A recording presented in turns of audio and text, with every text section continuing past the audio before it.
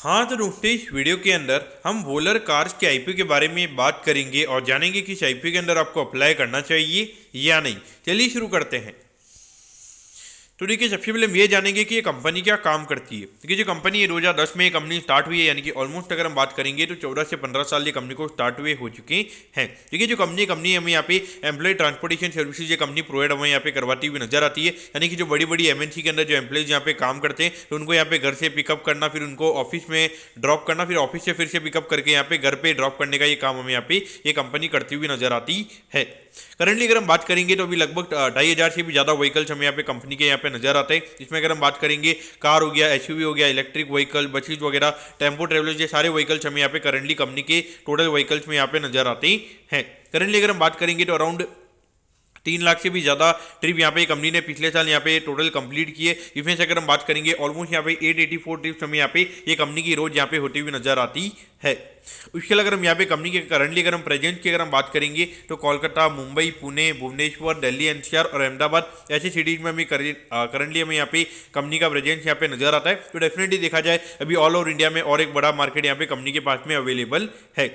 अगर हम कंपनी के नंबर ऑफ एम्प्लॉइज की अगर हम बात करेंगे तो 774 एम्प्लॉइज हमें यहाँ पे कंपनी के नजर आते हैं। और मेनली देखा जाए तो यहाँ पे जो ये मेन जो कंपनी के अगर हम एसेट की अगर हम बात करेंगे, एक तो जो गाड़ियाँ जिसपे कंपनी ड्रॉप और पिकअप करने का ये कंपनी काम करती है, और इसके अलावा उनके अंदर जो ड्राइवर्स वगैरह होते हैं, तो वही मेन हम यहाँ पे कंपनी के मेन एसेट में यहाँ पे नजर आते हैं।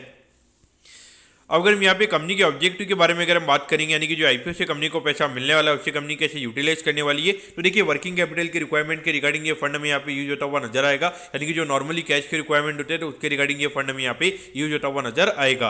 लेकिन एक नेगेटिव पार्ट की अगर हम बात करेंगे तो यहाँ पे जो आईपीओ के एक्सपेंसेज है वो भी यहाँ पे कंपनी को जो आईपीओ से पैसा मिलने वाला है उसी से कंपनी हमें यहाँ पे यूटिलाइज करती हुई नजर आएगी। यानी कि लगभग अगर हम देखेंगे लगभग 1-1.5 करोड़ के लगभग, अगर 27 करोड़ के लगभग का आईपीओ है तो मुझे लगता है कि लगभग 1-2 करोड़ के लगभग यहाँ पे कंपनी का आईपीओ का एक्सपेंस होगा, वो भी अगर कंपनी खुद नहीं कर सकती तो कहीं ना कहीं देखा जाए तो एक बहुत बड़ा नेगेटिव पॉइंट मुझे पर्टिकुलरली यहाँ पे ये नजर आता है। अगर हम कंपनी के फाइनेंशियल्स के बारे में अगर हम बात करेंगे तो देखिए 2022 में लगभग 24 करोड़ के लगभग ये कंपनी का रेवेन्यू का नंबर था। फिर ये नंबर में बढ़ के लगभग 26 करोड़ के लगभग होता हुआ नजर आया था। और पिछले फाइनेंशियल ईयर में अगर हम बात करेंगे तो ये नंबर अराउंड 31 करोड़ के लगभग ये नंबर में यहाँ पे नजर आता है। तो देखा जाए तो ऑल ओवर यहाँ पे लगभग 15-20% ये कंपनी में यहाँ पे ग्रोथ भी नजर आ रही है। और अभी 6 महीने में अगर हम देखेंगे तो ऑलरेडी अराउंड 21 करोड़ के लगभग का रेवेन्यू यहाँ पे ये कंपनी ने कर लिया, जो कि इंडिकेट कर रहा है कि लगभग 40 करोड़ के लगभग यहाँ पे एनुअल रेवेन्यू कंपनी का में होता हुआ नजर आ सकता है। अगर हम प्रॉफिटेबिलिटी की बात करेंगे तो यहाँ पे 79 लाख के लगभग ये कंपनी का प्रॉफिट का नंबर था। फिर ये नंबर में बढ़ के लगभग 1 करोड़ 99 लाख के लगभग यहाँ पे होता हुआ नजर आया था। और पिछले फाइनेंशियल ईयर में अगर हम बात करेंगे अराउंड 3 करोड़ 56 लाख के लगभग का टोटल प्रॉफिट हमें यहाँ पे कंपनी का नजर आता है।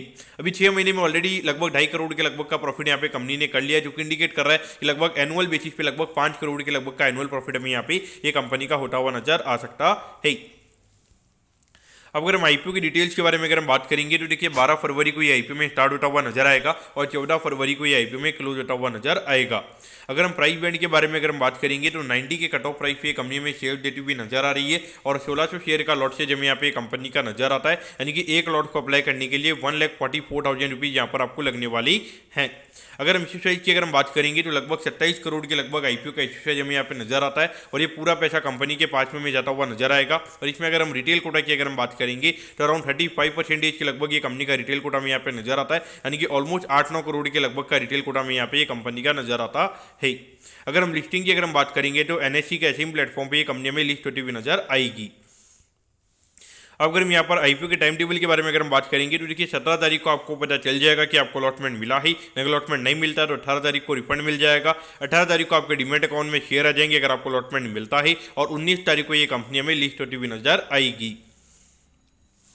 अब अगर हम यहाँ पे कंपनी के वैल्यूएशन के पैरामीटर्स की अगर हम बात करेंगे तो देखिए एग्जैक्ट यहाँ पे अराउंड 100 करोड़ के मार्केट कैप पे कंपनी का आईपीओ में आता हुआ नजर आ रहा है। तो ये साल अगर ये कंपनी 5 करोड़ के लगभग का जो प्रॉफिट हमें यहाँ पे करती हुई नजर आएगी, तो उसके हिसाब से अगर हम बात करेंगे अराउंड 20 के पी रेशियो पे ये कंपनी का आईपीओ में आता हुआ नजर आ रहा है। तो देखिए करंटली अगर हम देखेंगे तो ऐसी बिजनेस मॉडल टाइप के एक इको मोबिलिटी करके कंपनी थी, फिर उसके अलावा एक WTI कैप करके कंपनी थी। वो दोनों कंपनी की अगर हम बात करेंगे अपने ऑल टाइम हाई से अराउंड 40-50% वो स्टॉक हमें यहाँ पे नीचे ट्रेड होते हुए नजर आ रहे हैं। तो कहीं ना कहीं देखा जाए तो लिस्टिंग ये कंपनी की काफ़ी अच्छी हो जाती है, लेकिन उसके बाद में मार्केट कहीं ना कहीं ये बिजनेस मॉडल को लाइक नहीं करता है। और वहाँ पर अगर हम देखेंगे क्योंकि मार्केट को कहीं ना कहीं लगता है कि इसमें कुछ एक्स्ट्रा ऑर्डिनरी बिजनेस मॉडल के अंदर नहीं है। मार्केट को लगता है कि लगभग 15-20 से ज़्यादा का पी रेशियो हमने यहाँ पे नहीं देना चाहिए, क्योंकि यहाँ पे कोई भी आके ये काम यहाँ पे कर सकता है। अगर ये कंपनी अगर एक कॉस्ट पे यहाँ पे एमएनसी को ये सर्विस अगर प्रोवाइड करवा रही है, अगर कोई और कंपनी आके उससे कम कॉस्ट पे अगर करवाएगी तो वहाँ पे कहीं ना कहीं इनके जो कॉन्ट्रैक्ट होते हैं, लेकिन कॉन्ट्रैक्ट के बाद में फिर वो कस्टमर वहाँ पे जा सकता है। तो इस पॉइंट ऑफ व्यू देखा जाए तो मेरे हिसाब से फुली प्राइस नहीं आईपीओ में आता हुआ नजर आ रहा है। लेकिन फिर भी अगर हम देखेंगे तो आईपीओ का साइज थोड़ा छोटा है, लगभग 27 करोड़ के लगभग कई